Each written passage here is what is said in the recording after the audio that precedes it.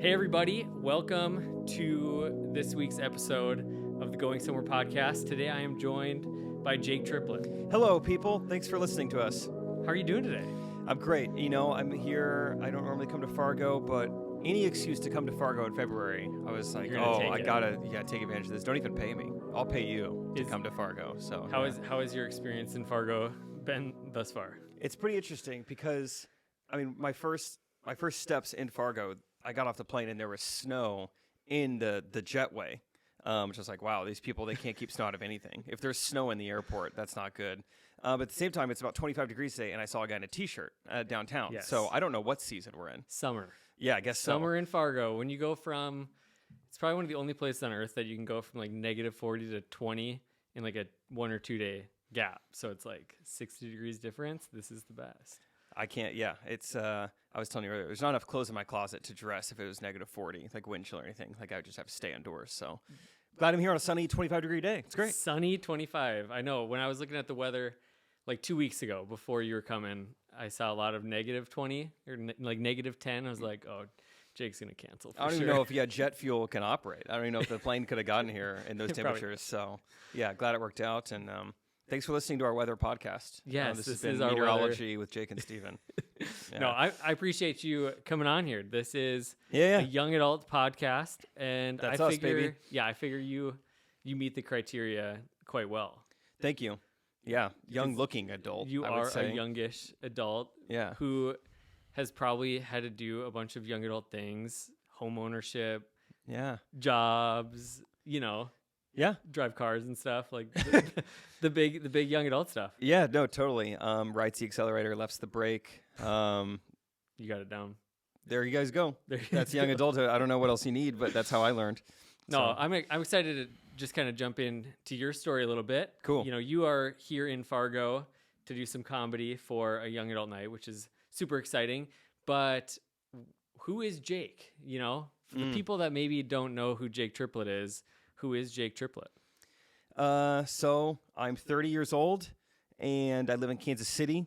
And for my job, it's kind of a mixture of three things. It's all in the comedy and entertainment world. It's stand-up comedy, it's podcasting, and then it's like making like short-form comedy content online on like Facebook, YouTube, Instagram, yada yada. So, and don't do any of that by myself. It's all kind of a group effort with some guys, some influencers, mainly one influencer named Trey in Kansas City. And so we've been working together for like 3 years now. So that's what we're doing. Just trying to entertain folks.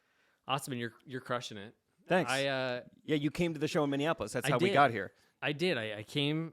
My wife and I drove to Minneapolis because nobody comes to Fargo. Maybe we're gonna change that moving forward. See how that goes tonight. You take it to the industry. Yeah. But yeah, we went to a show and we had masks the entire night, but we were laughing through the masks the entire night. And Good. So thank you for putting up with going to a comedy show in masks. I'm sure that wasn't fun, but it thanks was, for doing it. I didn't know I had to until I got there. So Surprise. So that was that. So I didn't really have any way around it. Yeah, we never know either. I think we always get emails all the time like, I was going to come to your show, and then they wanted me to have a negative test, or they wanted me to have fill in the blank. And it's like, it's not up to us. Yeah, we're not the ones making the I'm a rules. comedian with a sports marketing degree. Like no one's, not asking, hey, how do you want to handle the COVID situation? It's like, this isn't on us. So that's amazing. Easy. Well, and it's fun because I've kind of followed you and Trey on YouTube. It's like there's no non-weird way to say that. Like I've been following you, like Sure, I've been following you online, and honestly, it's never been a better day in history to say I've been following you. You That's said that true. 20 years ago, you're going to jail. Now it's like, oh, great, thank you. That's a physical, like I have been literally following you. Yeah, looks like you're up to some good things. It's like, oh, pervert. All right, jeez. Yeah. Now it's like, oh, you're following me. Thank you for support. I'll Venmo you. Yeah, thank you for doing that. That's awesome. I just came across your link tree, which was. When you said that earlier, I groaned. I was like, oh my gosh, I forgot I have a link tree. Like I forgot about Instagram bio. So I don't know. You just forget about those at a certain age, I guess. You're not updating your bio like you used to update your Facebook status? Yeah, dude. I was so nervous. I was like, oh God almighty, what is on my link tree? But you found good stuff, I guess. It wasn't super cringy. Well, you were on a trick shot show with Chad Ochocinco. Sure. Like that is... a former member of my fantasy football team. Yeah, I take advantage of this. Not many people get to say that. Yeah, I was on his show, Yeah, that was kind of fun. It was very random. That's awesome. But yeah, you've had a unconventional maybe path. Like I feel like most young adults are in their young adult years going like, all right, I got my degree. I'm going to get my job. I'm going to climb the ladder. I'm going to go to this place. Like when you were 14, what was the dream? Like what was, if Jake were to have like a dream job at that point, what was it? At 14, it probably would have been, I grew up a sporty little boy. So at 14, it was probably, I had probably just recently moved on from being a professional athlete. I was like, you know what? Yep. Everyone in my family's 5'10" and white. I'm probably not going to make it. I started to realize that. I'm like, yeah, why did I think I could play professional sports? But I was probably still in the sports realm. I bet at 14 I wanted to be like a sports commentator, if I had to guess. Okay. I think that was probably what I was like, that would be fun, just to talk about sports. That's great. Yeah. And then at some point it shifted to like, well, my dad works in sales and he talks to people. I could always do that. I guess I could work in sales or whatever. That's always the realistic pivot, isn't it? Like sales. Yeah. Well, I know how sales work. I understand the elementary principles of buying and selling. So I think it's so funny. Like when you think back to when you're 14, like I might have still been in like, cause I had a big cowboy phase. Oh, yeehaw, brother. My grandpa, had the farm and we'd go there and like that was the dream for a while, like rodeos, all that stuff. And then it changed to sports. And it's just recently I'm transitioning out of that being the dream of playing sports. Yeah. But it's funny. I was a sports management major. Great. Which I don't know what it is, but that's what I was for a while. And then I changed over to PR and advertising. It's just kind of like, and now here we are. And you are doing internet. Yeah, I'm doing the internet. I did major in internet. Actually, this is a fun fact, and this is a 100% true story. The only C I've ever gotten in high school, college, anything, was in college, a class called social media marketing. Only C ever. And that is like, if you could choose one college class that is most closest related to what I'm doing now, it would be that. Do you troll that teacher a lot? I want to bring it up to her, but I'm like, no, it doesn't matter. She doesn't care. Also, you can't even remember her name, so probably not That's worth amazing. it. One of my big, fails of a class was keyboarding. Oh, like one of the easiest. I love typing. It was always like the classes that like, oh, this is just a shoe-in for most people. And then like, God, I can't get the cue. So what are you like? What do they call it? Chicken pecking? You pecking not the keys anymore. or what? No, you've I've grown really, up. I don't know. They talk about like letting your pain fuel your purpose. And so it was that really took me to a next level, just the online typing that I imagine I'm going to rectify the situation. Yeah, I imagine you going to like a public library, like typing class. You're only in there with like 9-year-olds and like 85-year-olds, and you're just like, I will learn home row. I will 85 figure words out per minute. QWERTY keyboards. Yeah, Words so per good for minute. you, man. It's not 85 words per minute. That would be very slow. Or I don't even know what that would be. Fast? Is that I don't know. What's the speed limit around here? What do they do? 75 on the highways. I don't know on the Okay, keyboard, that seems fast for keyboard. yeah. Then let's do it. But back to what we were talking. No, I'm just kidding. So what was the pivot point? Like what happened from? Obviously, a lot happens from 14. Like No, yeah, just in every area of our lives. But what was kind of the pivot point for you to like pursue where you are now? So it was the first week of college, actually, which college is usually pretty transformative for most people. I can't believe how early I'm very thankful for how early it kind of happened. It wasn't like sophomore, junior year. It was like, yeah, like 3 days in, it kind of things switched. And what it was, I'm sure like most people who are listening, you're probably the same way. Like you have kind of an area as a kid that you're good at, or you're talented in. For me, it was math. Everyone, I was, that was always, the ACT portion of math. That was my bread and butter. I was in all these advanced math classes, yada, yada. So everyone told me, middle school, high school, like, you got to be an engineer. You would be a great engineer. I was young enough when people were telling me that. I thought I meant like train conductor. I was like, why? I still remember that. I was like, I could do it if they changed the hats. But I truly had no idea how those things were correlated. I was like, I guess trains deal with a lot of math. I don't know. Eventually figured out what an engineer was. But I was just like, okay, great. And so I take all these college math classes in high school. I get to freshman year of college, and I'm already in like calculus 3 or something. I'm like, all right, let's do this. And I sit there that first day of class, and I remember having this moment like, what am I doing? The calculus 3, I'm in here with all these like 21-year-olds. Like, I just didn't feel like this is where I wanted to be, and it didn't feel like college to me. It felt like something I was being forced to do and something I didn't want to do. And I remember the next day, the second day of college, I went to my advisor and I said, take me out of all the math classes. I don't know what I want to major in, but I'll let you know.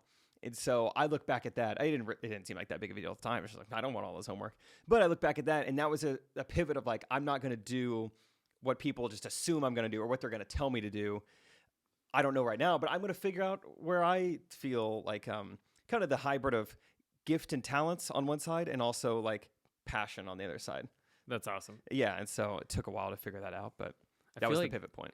I feel like that's like where a lot of people are in general in young adulthood is like, and that's why I called the podcast Going Somewhere, because I feel like that's what it feels like a lot of times. Oh, that's perfect. Like, I didn't even realize that. Yeah, that's how I felt. Going somewhere. Yeah, This is all leading me somewhere. Mm-hmm.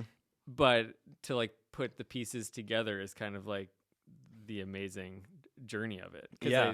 I think most people, to an extent, like what they said they were going to do when they're 18, and then when they turn 30, it's like, I am a Lego builder. Yeah, in a way. Dude, it's funny you say that because, 2 nights ago, I went to an improv show with some friends, and so we were talking about it afterwards, and for some reason or another, it like jogged a memory, and I was like, oh, wait, I think I have this. And so anyway, I'll just get to it. I have a note in my phone.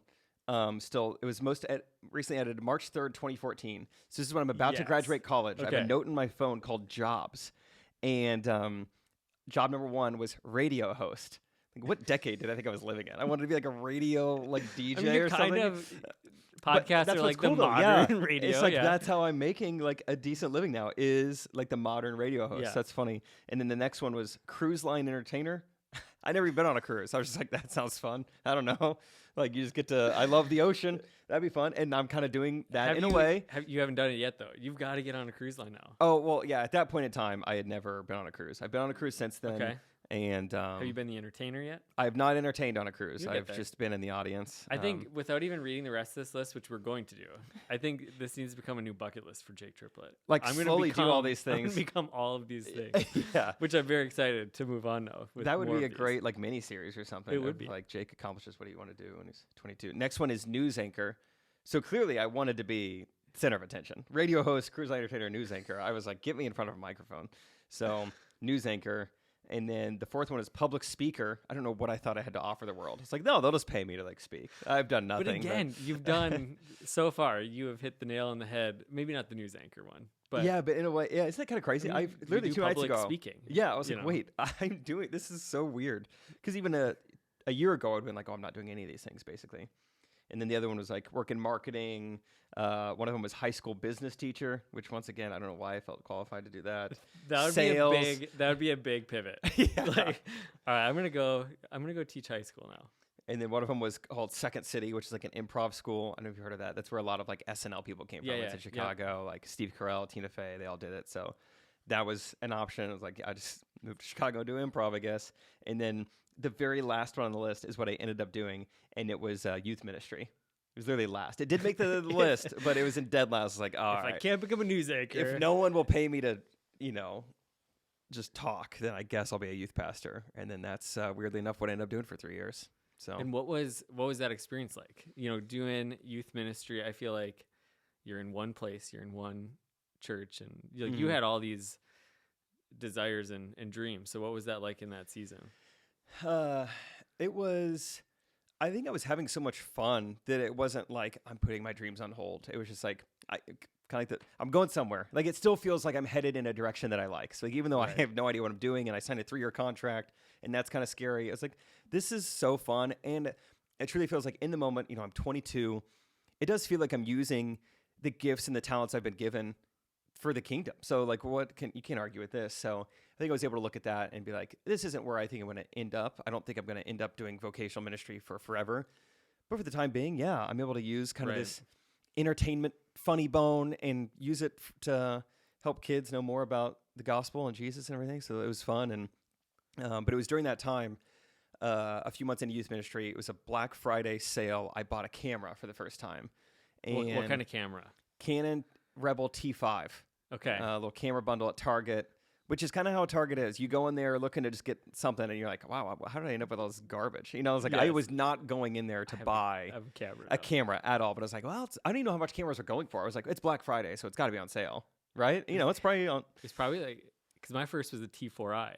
Oh, we were like back to back then. Yeah, which is funny because we busted that out recently to use that for different things. No way, you still have it. Yeah. Good for you, man. I didn't use it for like 8 years, and I was like, I don't have another camera. Get the T4i out.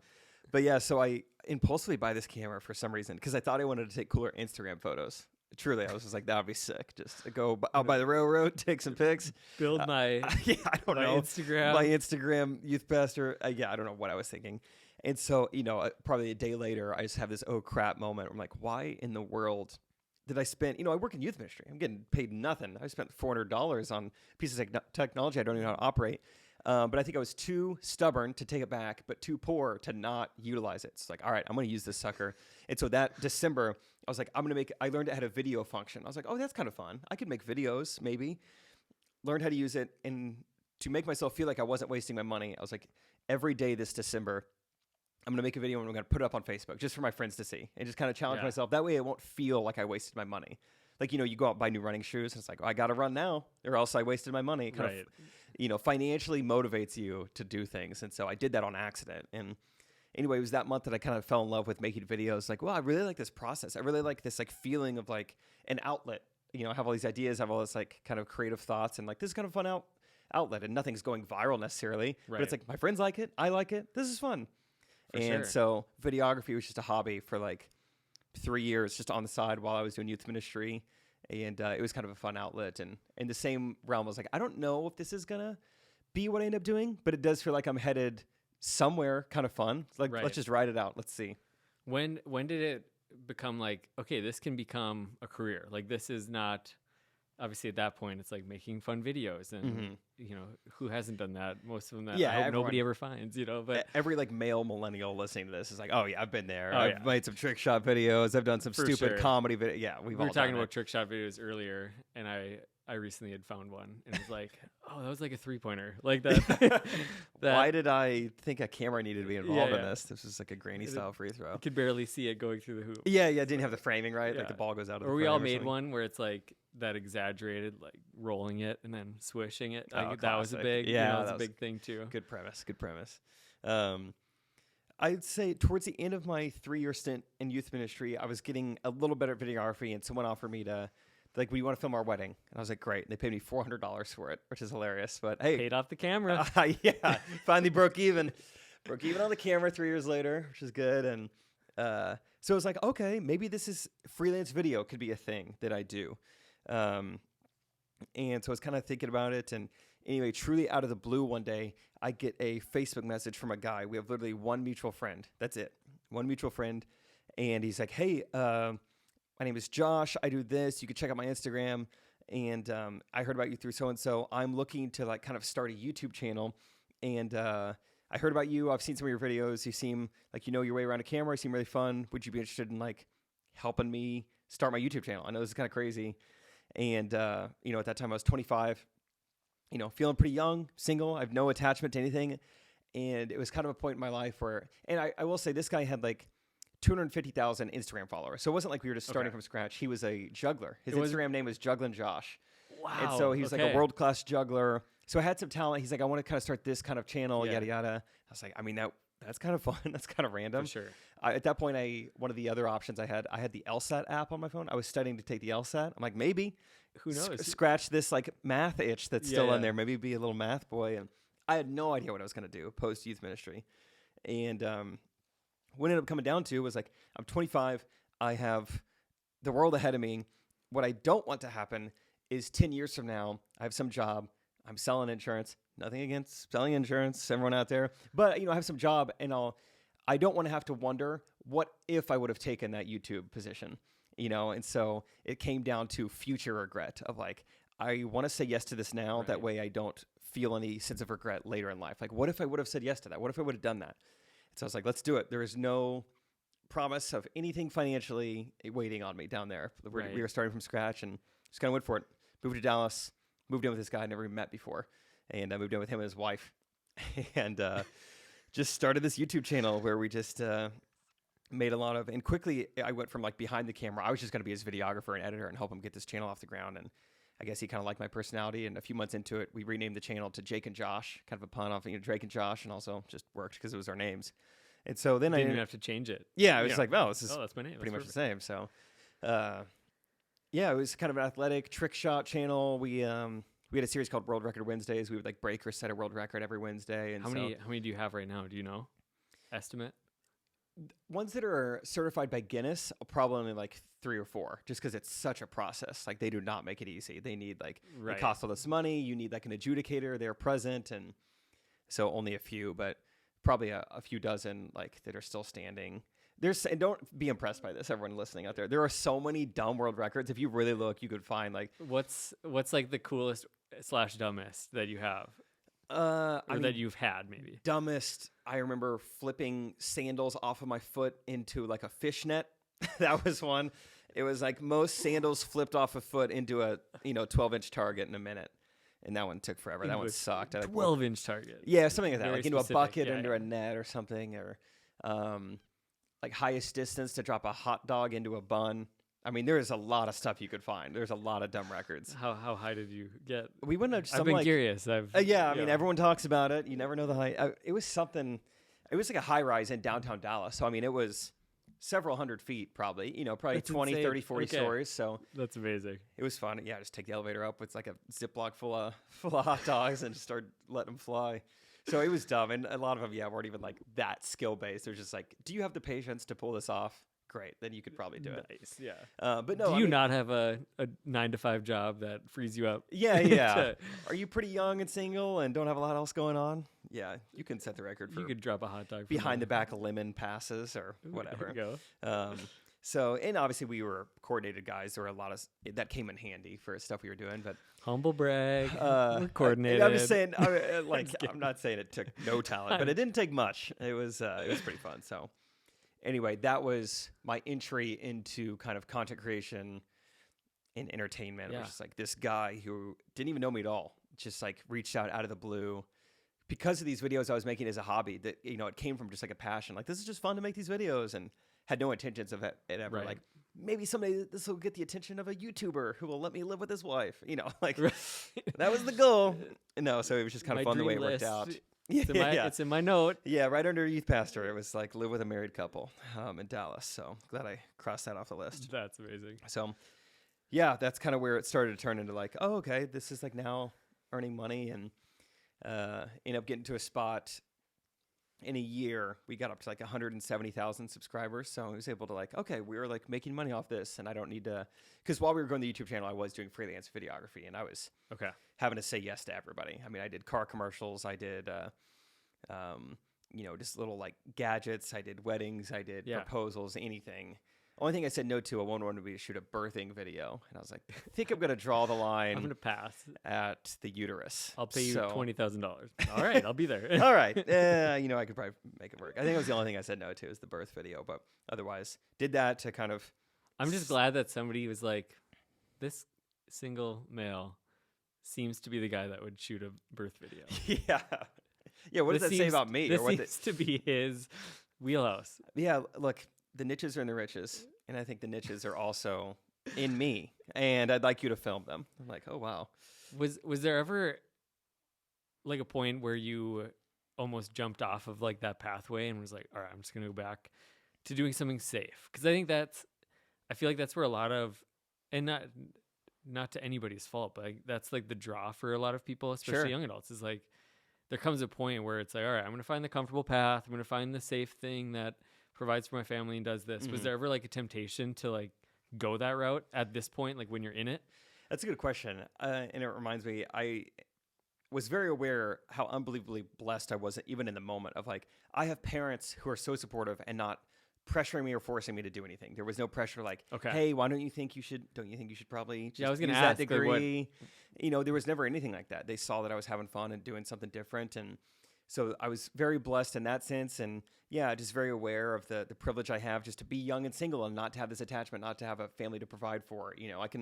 I could put down some pizza rolls and peanut butter sandwiches, so it didn't even take a ton of money to really like stay financially viable. And so I think I heard a quote one time. You ever heard the podcast How I Built This? Yes. Yeah, it's great. Guy Raz. Yeah. Yeah. I remember one of the co-founders of Instagram was on there, and he was talking about kind of this methodology for success, and not a lot of it's always talent or always luck. He chalked it up to being, are you smart enough to know when you're lucky? Like, are you smart enough to realize, okay, I've been granted some pretty good luck here, or like some things have gone my way. Are you smart enough to capitalize on that? Yeah. And I think that's what I was able to do. And like, okay, I'm in a good position where like this guy's taking a chance on me. I'm young. I'm single. I have a couple skills that make me like valuable in the realm of YouTube. Yeah. Let's take advantage of this. And so I don't know if there was a ton of like pressure or I don't know, like hesitation with what I was doing. I wasn't always positive it was going to work out, but it was like, let's give it a go though. Right. You know, I don't want to have to wonder lose? Yeah. like, what if I would have stuck with it? So, and you could tell from my list in 2014, I wasn't exactly wanting the most normal jobs anyway. I wanted to live on a boat for 9 months at a time. So I was willing to do whatever it took to not do the traditional route, I think. Right. Which is cool. And I think that's like, there's different paths for everybody. And I think that's the fun, like discovery portion of the adventure. Like Definitely, yeah. I call it the ambiguous adventure of young adulthood because it's like, it's different for everybody. And I think people are made for that. Like we need people to do those things and be in those places that provide stability for communities. And then we need people that are going a different route and pushing against the grain to remind us, I think too, of like, okay, what are the things that God's put in my life, my heart, the dreams, passions, and how can I make them converge with like the reality of the life around me? So it's pretty cool. Yeah, definitely. No, that's a good word. Yeah, because not everyone can go off and just follow their dreams. You know, you're not in a position to do that. But also some people, their dreams are to, their talents come on a spreadsheet. Their talents come on serving a family. And so like if you're able to do that, then like do whatever it takes to go after it. But I also think there's like a takeaway for everybody in that of, okay, I don't think we are, like even when you look at the life of Jesus, like he didn't take the safe and comfortable route. Like the way that he lived was not in that way. So I think there's that inevitable pull, but I think there's also, how do we move past the comfort in our everyday life to like pursue a life of meaning regardless of, because like people could see it as, oh, you're just chasing the wildest dreams that you can think up of. Yeah. And I think there's truth to that, but also like to live in your sweet spot is where the real stuff happens. Like when you can live in your sweet spot, whether you're an accountant with 16 kids or that's, you know, Philip Rivers, but like, you know, or 3 kids and you're just owning that season, serving the people around you, like that's your sweet spot. Yeah, I like that, the sweet spot, because you'll know it when you're there. A lot of you know it, even if you're not there, you know what it looks to, you know, like I want to be in this position with this type of support group or this family or whatever. So yeah, because I felt a certain way. So a year into doing the YouTube thing with Josh in Dallas, it was crazy fun, right? This crazy lifestyle. I grew up on a farm, and now I'm in Dallas YouTubing. I'm with Chad Ochocinco. Like, that year of my life was just nuts. I mean, I was on the Today Show. I was on Russia's Got Talent. I was on MTV. From the outside, it was like, oh my gosh. Like, I filmed with Logan Paul a couple times when he was at like the peak of YouTube. Like, it was all this stuff from the outside. I was like, wow, look at Jake. Wow, he's doing it. You know, he's doing all this stuff. And it was super fun. It's not like in hindsight, I make the story more romantic by saying, but I was depressed. It wasn't that at all. But what I would say is, it was like a 9 out of 10 was like my life, which is like very, very good. A lot of people never get to 9 out of 10. And I was very happy and decently fulfilled. And so I'm having all the success on the outside. Like, yeah, subscribers. Yeah, we're a full-time YouTuber, MTV, whatever. But it was like the content we were creating, we had a target audience, right? And that was like kind of like middle school boys, kind of like, you know, we want to capture this, like this Nerf trick shot, dude perfect type audience. And you know, the videos we're putting out, you know, yesterday's was called Toilet Paper Trick Shots. And like, that's going to do well with our audience. But it wasn't like, I didn't feel completely fulfilled by it. I wasn't like texting my friends being like, "Do you guys see the video?" Because I know they're not watching. None of my friends from college are checking in on how high I dropped this hot dog. You know, they don't care. And so there was just a part of me that was like, what would that 10 out of 10 look like? I had to like think about it. And basically I made the decision. And I feel like everyone, if you're in obviously not everyone's privileged enough to do this, but if you're in a position to go after it, everyone deserves to at least go after whatever that 10 out of 10 is for you. And for me, that felt like going after like the realm of comedy. It's like, that is, I think, my sweet spot. Like, that's where I think I would feel fully fulfilled and fully utilizing the gifts and the talents I've been given. And so one way or another, I got connected with Trey Kennedy, and it didn't make sense to a lot of people around me. Like, well, you're just quitting this. Like, I mean, your YouTube channel has never been better. It's growing as fast as it's ever grown. And I mean, it took Josh by surprise. It took all my friends by surprise. My parents were like, "Are you sure?" And I was like, "Yeah, I'm going to like quit this like successful, like thriving YouTube channel because I don't think it's ultimately what I want to be doing." And now fast forward 3.5 years later, and it's like, I'm on tour doing stand-up comedy. Like, Right. holy crap, this is amazing, And so, yeah, I'm very, very thankful for all the reasons mentioned earlier. It's crazy. I feel like it's just the fun thing is that it's just getting started too. Like this is. That's true too. Yeah, this is pretty new just into like, comedy. and I think that's I don't know, you mentioned it earlier and just now, like gratitude. I think when we can look at life with gratitude, like of where we are, where we've come from, regardless of where that is, like I think that's like an open door to seeing like the good things as blessings when we see that, even when it took a lot of hard work, like because obviously you've grinded. Like it's not like you just pulled out your T5 and just uploaded it to YouTube and I'm famous. Like it. Yeah, there are a lot of months of no one watching our videos. You've probably made a lot of videos that you wish you didn't. Like you. Yeah. And all that stuff. Yet you can look back at it and see like there was a pathway of like blessing that led to this point, and we'll move forward. I think that's the fun thing is like when you can live with gratitude in the moment, you can have hope for the future too. Of like it wasn't just all me just making this happen. Like I can trust that I'll go to the next place too. Totally. Yeah. And it's so fun. And I'm thankful to even have the perspective to understand kind of where I'm at in life right now. And to have that thankfulness because like every night before I go on stage to perform, like right before I go on, I'll like send up a prayer. And almost every prayer starts with like, God, I can't believe I'm doing this. Like, this is still so crazy. Like, thank you so much for this opportunity. Like this. And it's not like I grew up like someday I will be a comedian. Someday I will have a Netflix special. Like I was never that gung-ho about it, but it was like, oh, if I could be a comedian, oh my God, who wouldn't want to be? That's so fun. Everyone knows, what a comedian is and how fun that looks. And so, yeah, it's still just so crazy to me. And I can't believe like a few nights ago, last week, I actually sat in the audience for our opener, Lucas, when he was performing. And just sitting in the audience, I had this like really like almost existential moment. Like, this is so crazy. Like, I've put myself in the shoes of an audience member. Like, this is so fun. We're in this huge theater, and Lucas is up there. He's making all of them laugh. And then it hit me. I was like, I'm about to go up there. I'm about to do what he's doing. How? How am I doing that? It's just crazy. It'd be like if you were at a concert and you're a musician yourself, but you're just kind of just doing your own thing, and then all of a sudden it's like, all right, you go up next. You'd be like, what? Really? I get to perform for all these people, and they're gonna like it? So that gave me just recently some new perspective. Like, this is so insane, and I hope I never take it for granted. I'm here. You hired me to come to Fargo. This is awesome. Yeah. Well, this is, I look back at my life, and there's many of those moments of like, all right, this is going to be one of those pillars, that I can look back at and go like, this is pretty great. And I think the ebbs and flows of seasons in life, I think are important to understand too, there'll come a season where your 10 out of 10 is different, and I think, and it might be a Netflix doc, or it might be this, or it might be being a dad. Like, I feel like part of my mix right now is like that. Like, my wife was gone for a conference this weekend, so I was solo dadding it. And like, there was just a moment, of course, there's a lot of chaotic moments. Like, it's not like my house is just like peaceful and serene. Got a lot of meditation in this weekend. I was playing Guess Who with my daughter, and she would like had a puzzling look on her face, and she said, does yours have a head? And I'm like, yes, it does. Great question. Good to get that out of the way, Rob. She asked, does yours have hands?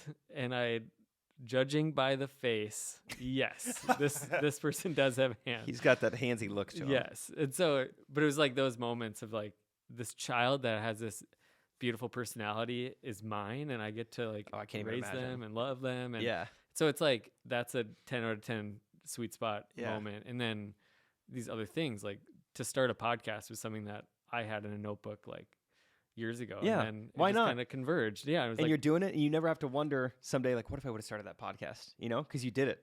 The hardest step is from 0 to 1 in anything. I don't care what it is. And you can look in our room, and you've got like this really bad tan, and like the seam in the middle. It's not perfect. Though. Yeah. It's not perfect, but I feel like doing it's better than not doing it. Doing it average is better than just not ever doing it. Absolutely. People all the time like to ask me, because I kind of started as a videographer, and they're like, what's like the best camera? I want to shoot YouTube videos. What's the best camera? What's the best lens? What do you shoot on? It's like, the best camera is the one you have on you. Just get it out there. Just get it, whatever you have. And I think that goes for anything. Just like, I think the execution, just doing it, is way more important than the flawlessness of it, the perfectionism of it. So that's so good. Fires me up that you're doing this. I feel like that's one of the things about your and Trey's journey too, is like, if you watch your guys's, which I encourage everybody to watch their stuff, Thank you.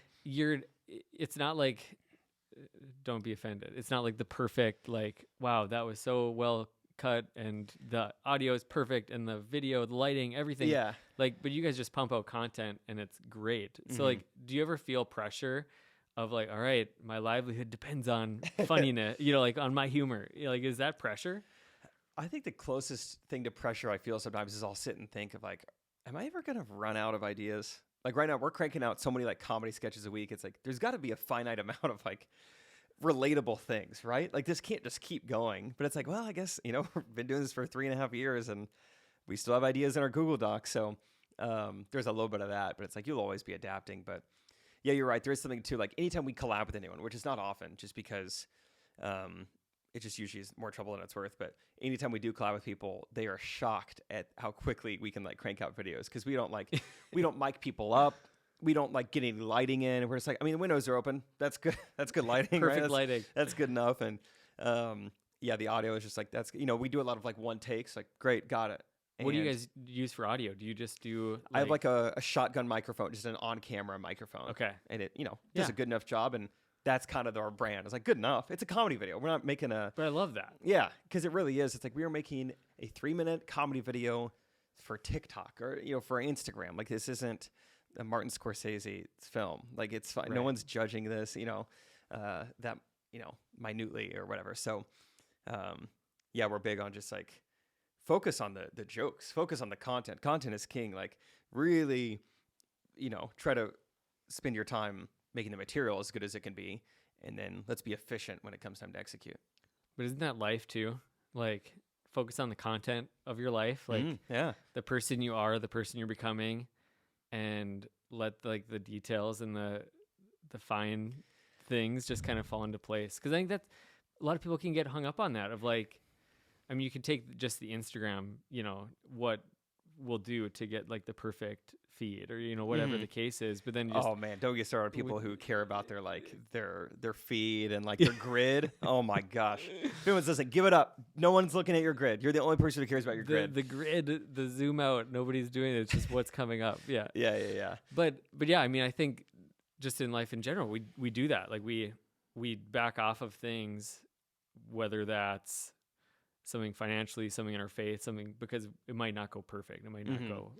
Yeah, I think that's true. And yeah, it's easier said than done, right? Like, just don't worry about it. Just be chill.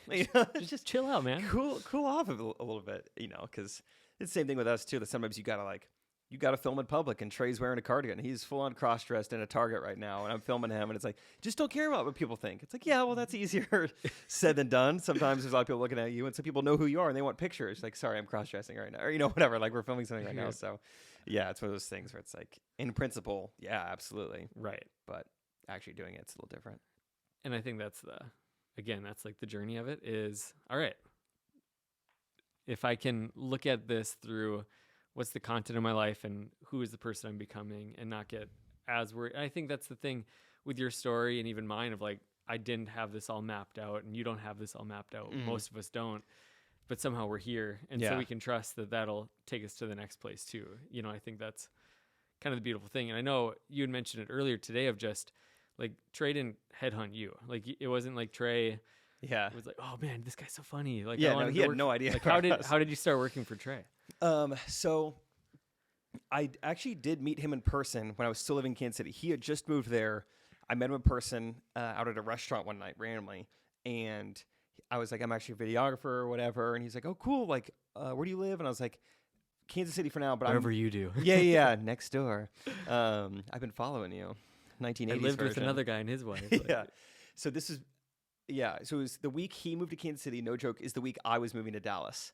So it was like, we met, but it's like, I'm about to go do this other YouTube thing. Right. So it was kind of, all right, whatever. So I met him and had no correspondence or anything. But then fast forward 11 months later, I've been doing the YouTube thing. He's still been doing his thing in Kansas City. And I get thrown at a group text with some of my old friends from Kansas City. And they're like, hey, we're doing a bachelor watch party Monday night. Everyone come over. Which was a silly text for multiple reasons. One, I've never watched this show. I don't know why they thought to include me. Two, I don't even live in Kansas City, and I haven't for 11 months. Right. Why did you think I would come to this? So I think it was a mistake that I even got thrown in the group text. But in the text, someone texted, Trey, you going to be there? I was like, ooh, this could be Trey Kennedy. Yeah. So then I went and looked up where Trey is from. It said Oklahoma City area, like on his Wikipedia page. I was like, great. Let's look up Oklahoma City area code, 405. Great. All right. Well, the issue is we've got 2 405 numbers in this group text.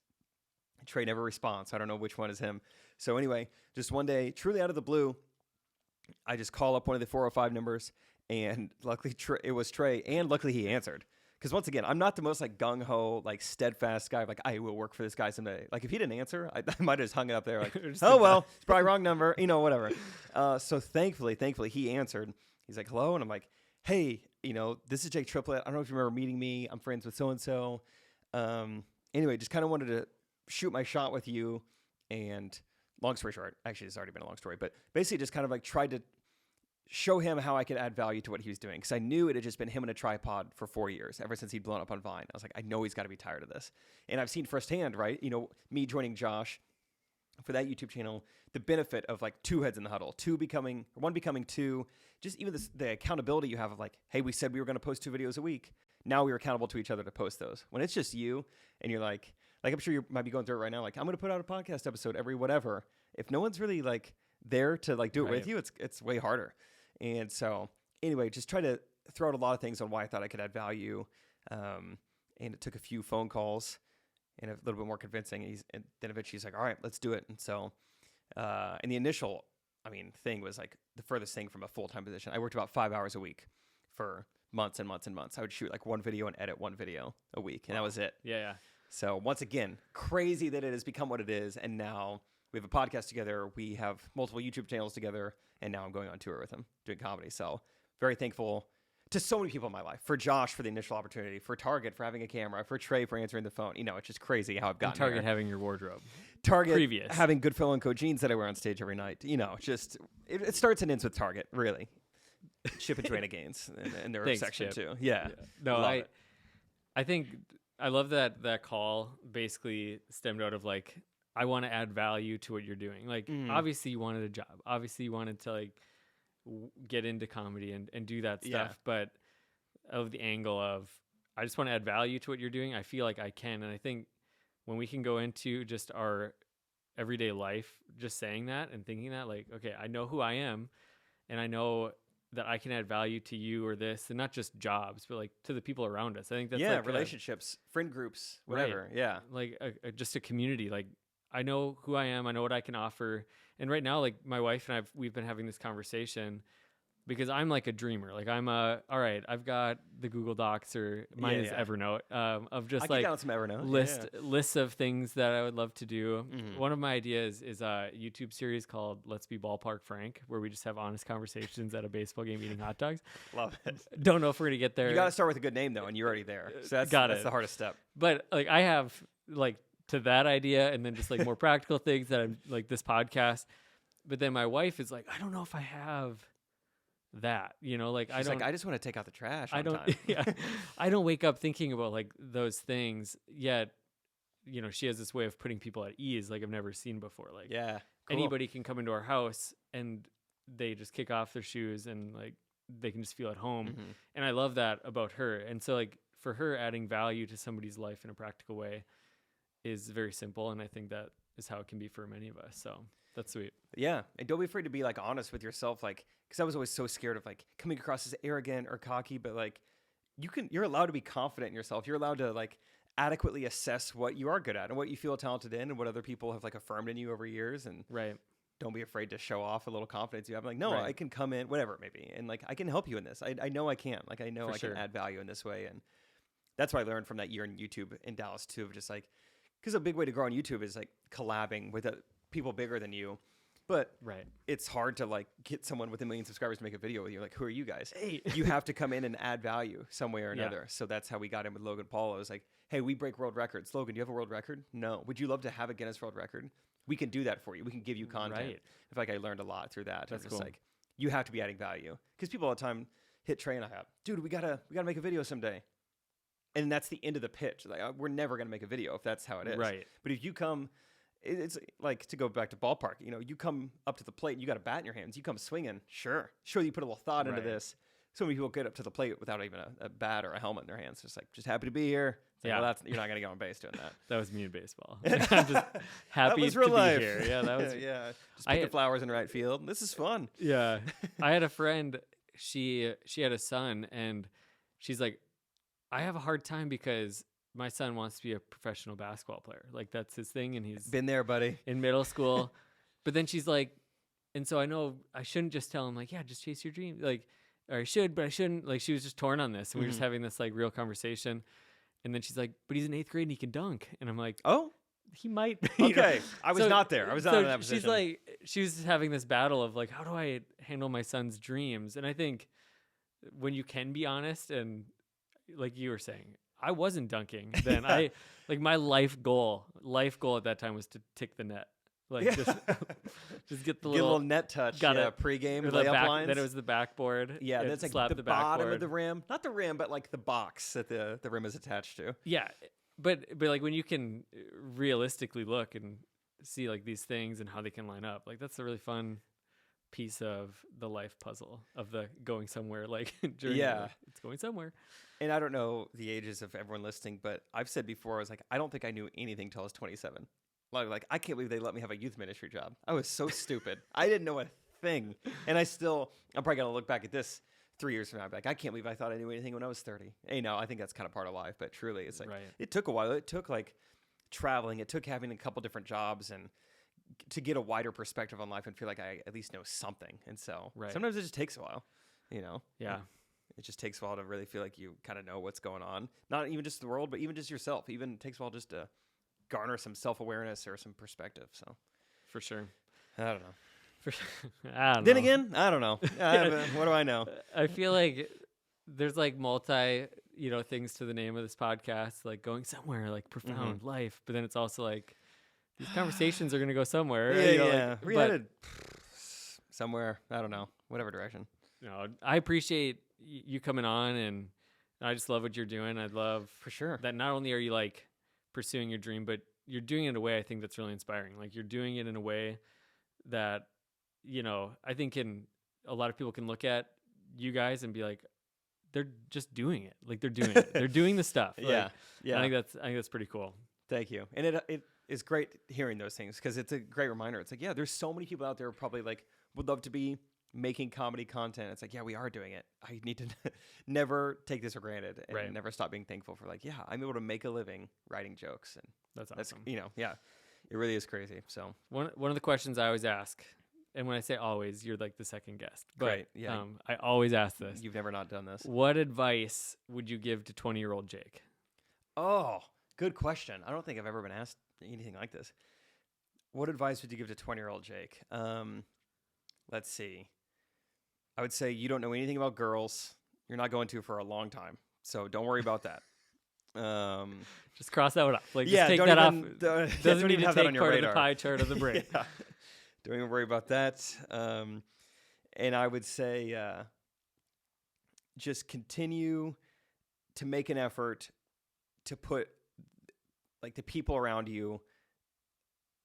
I shouldn't say first because God should probably be first, but continue to elevate the people around you and just like treat them as well as you can. I don't know. It's not that I look back and I'm like, gosh, I treated people poorly, but the people that I feel like I treated well and they come back and they tell me nice things, I'm like, that is one of the coolest things to hear. It's like, I remember back in college, you did this. And it's like, I would love to hear 1,000 more of those stories. So it's like, that's the biggest thing I think I could have told college Jake, or just like, make someone's day every day, or like treat someone the way you would have loved to have been treated, treat people with more respect than they deserve. Give everyone the benefit of the doubt. Just like the way I treat people is really important to me. And to learn that earlier would have been even better, I think. That's awesome. So that's my answer in the moment. Ask me 10 minutes from now, I might have a completely different answer. Yeah.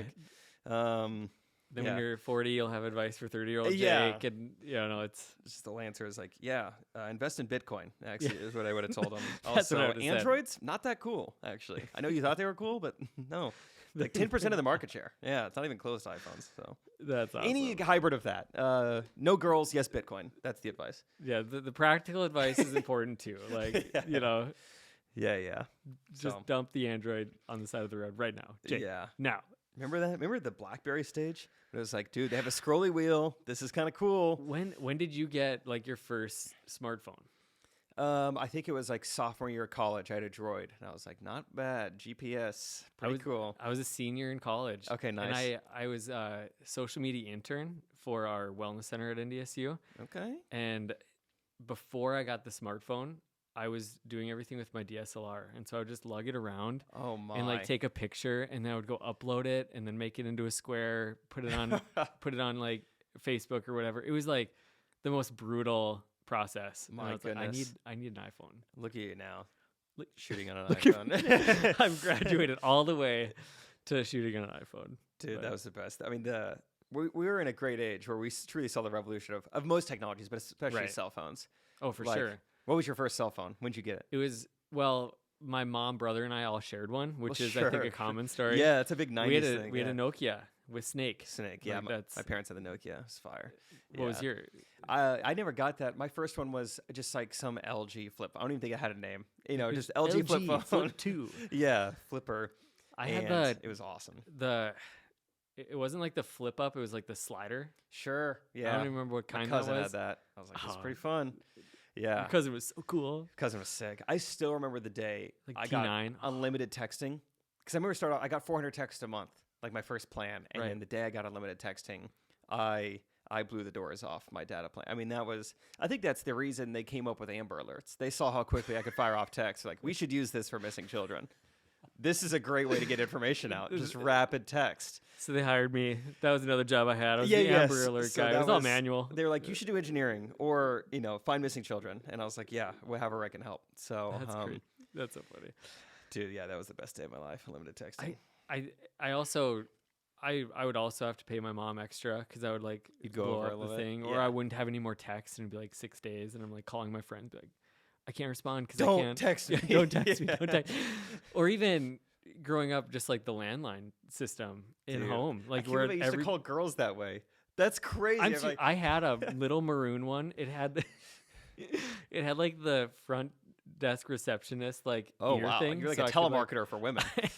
It was like a handheld thing, and I had a really long cord so I could like pace a little bit. Sure, yeah, get the feet moving. It was always nerve wracking of like, what if my mom like is listening to this? Picks up the phone, or I hated the anxiety of like, I'm trying to call Angelica, but I mean, her dad could answer, her mom, her older brother could answer. Right. Please answer, Angelica. I don't want to have to go through a family member to get to you. Even just like going and playing at your friend's house, that was a phone call for me. Like, I don't think people understand a lot of these things. Yeah. Like my friend Daniel, he was like my best friend growing up.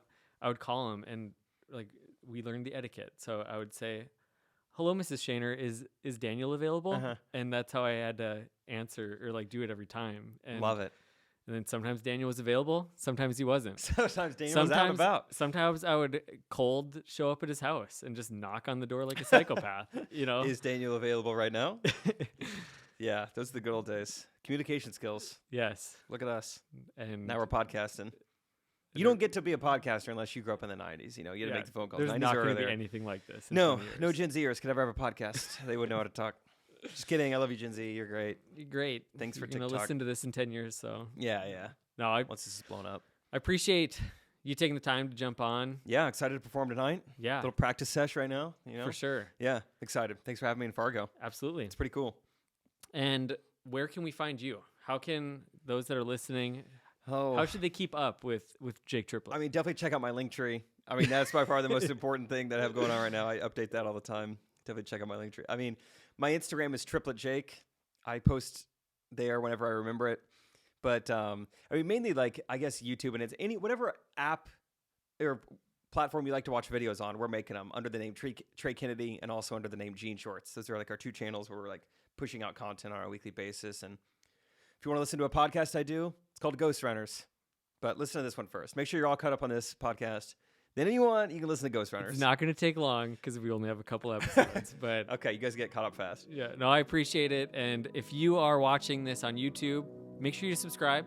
Get all of these coming out, and then anywhere you're listening to podcasts, subscribe. Definitely subscribe. Follow whatever the button says on your platform. I would say the reviews are a big thing I'm learning. 5-star ratings, those help. They help. Just get to know the buttons. You don't need to smash it. You don't need to tap it. Just Smash the light. Yeah, just flirt with it for a while. Take it out. I don't know. Just tap it with one of your fingers. Yeah, decide what you want to do with it. But get involved with this button. Awesome. Well, appreciate it. Until next time, thanks for joining us on the Going Somewhere podcast. See ya.